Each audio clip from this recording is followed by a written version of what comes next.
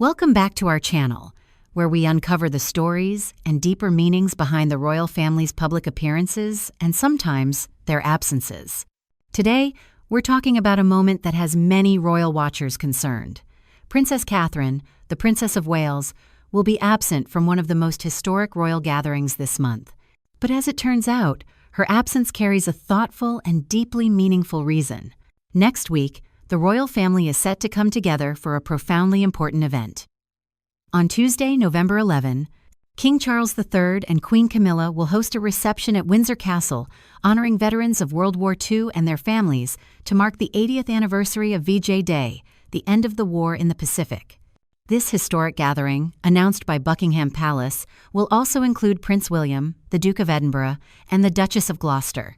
Yet, noticeably missing from the list was the name of Princess Catherine. As news of her absence spread, concern began to ripple among royal fans.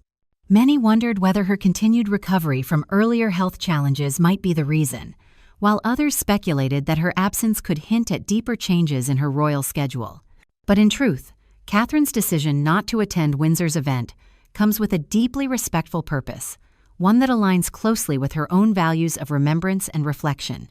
Instead of attending the Windsor reception, Princess Catherine will lead her own engagement at the National Memorial Arboretum, where she will take part in the nation's Armistice Day service of remembrance. At 11 a.m., the future queen will join attendees in observing the 2-minute silence before laying a wreath in honor of those who made the ultimate sacrifice for their country. Her presence at the Arboretum highlights not only her personal commitment to the armed forces, a cause she has supported through years of patronage, but also her growing role as a royal figure who bridges national moments of memory and, quote, empathy. This year has been one of reflection and quiet resilience for the Princess of Wales. Following her family's recent move from Adelaide Cottage to Forest Lodge, Catherine has gradually returned to public duties, choosing engagements that resonate deeply with her values rather than seeking the spotlight. Her participation in Armistice Day, away from the grand reception halls of Windsor, perfectly mirrors her steady, personal approach to royal service, focused on people, remembrance, and compassion. Adding to the emotional weight of the week, the Prince and Princess of Wales also shared a heartfelt tribute to Manfred Goldberg, a Holocaust survivor and educator who passed away recently. Posting to Instagram, the couple described their sorrow at his loss. "We are deeply saddened by the passing of Manfred Goldberg," they wrote. "We will always remember his dedication to sharing his story and preserving the memory of those who suffered." Oh, Catherine's connection with Manfred was a meaningful one.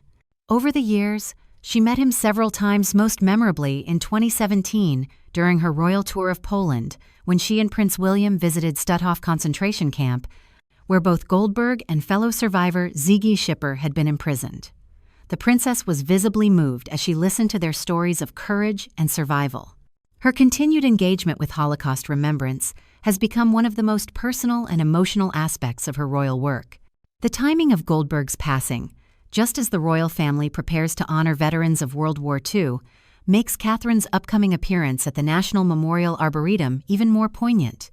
Her focus on remembrance this week, though separate from the royal gathering at Windsor, beautifully complements the king's own message of unity and gratitude. Meanwhile, Prince William has just concluded his trip to Brazil, where he attended COP30 and participated in events surrounding his Earthshot Prize initiative. In one touching moment, the prince made an unplanned visit to meet with indigenous leaders in the Amazon, reinforcing his commitment to environmental protection, a passion he shares with both his father and late grandfather. Prince William has reportedly declined to comment on the growing scandal surrounding his uncle Andrew when questioned about the future of the royal family amid the ongoing controversy. He refused to share opinion on the scandal surrounding his uncle during his trip to Brazil for the Earthshot Prize. During the discussion, the broadcaster Christian Amanpour questioned the future king about his remarks on striving for change for good once he ascends the throne. Amanpour referenced William's recent Apple TV chat with Eugene Levy, asking him to elaborate on his remarks, given there has been a lot of change in your family recently. William smartly diverted the topic of discussion to his Earthshot Prize as he praised the brilliant people in this room, calling them action heroes, and stated, "Change will come from backing them, not by what I do." Upon asking about the family's future, William said, "I want to surround myself with people who want to make change and do good in the world." Notably, his smart action received praise as one royal commentator said, "Unlike Harry, William doesn't air the family laundry in public." So, while some fans may worry at Catherine's absence from next week's Windsor Castle reception, it's important to see it in context. Her decision reflects not withdrawal, but devotion, a quiet reaffirmation of her values and her role as a future queen who leads with compassion and respect for service and sacrifice. Thank you for watching. Do you think Princess Catherine's choice to lead her own remembrance engagement makes her absence at Windsor more understandable? Share your thoughts below and don't forget to like, subscribe, and stay tuned for more royal updates and insights.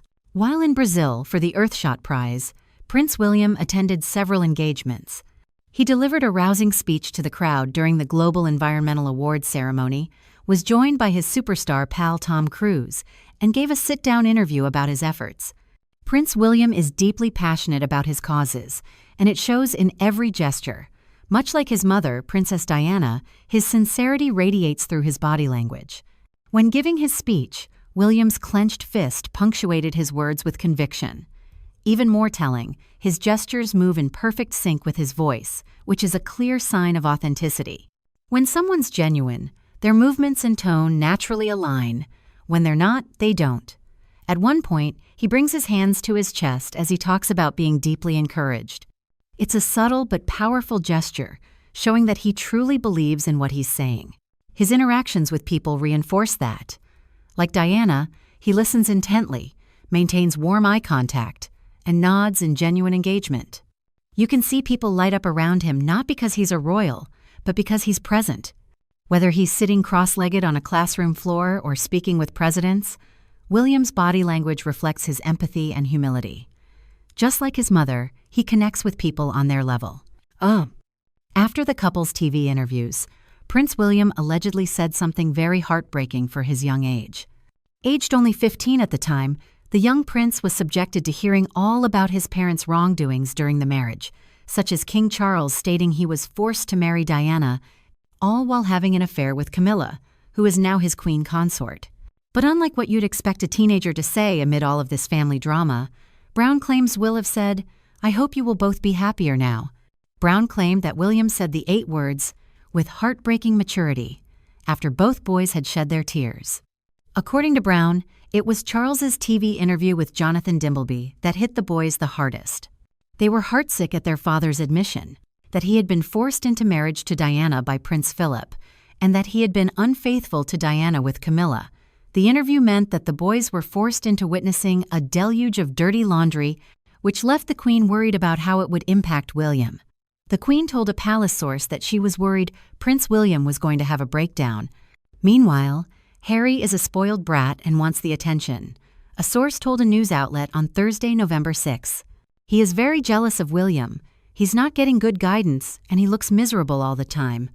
The source's comments follow Harry announcing a major overseas trip to Canada, which coincidentally overlapped with William's trip to Brazil, where he presented the Earthshot Prize, the annual award from the charity he founded. The insider claimed the timing of travel was deliberate, adding, "The Duke sent his people to England to smooth over relations and then steps on William's most important event of the year." Diary clashes never used to happen.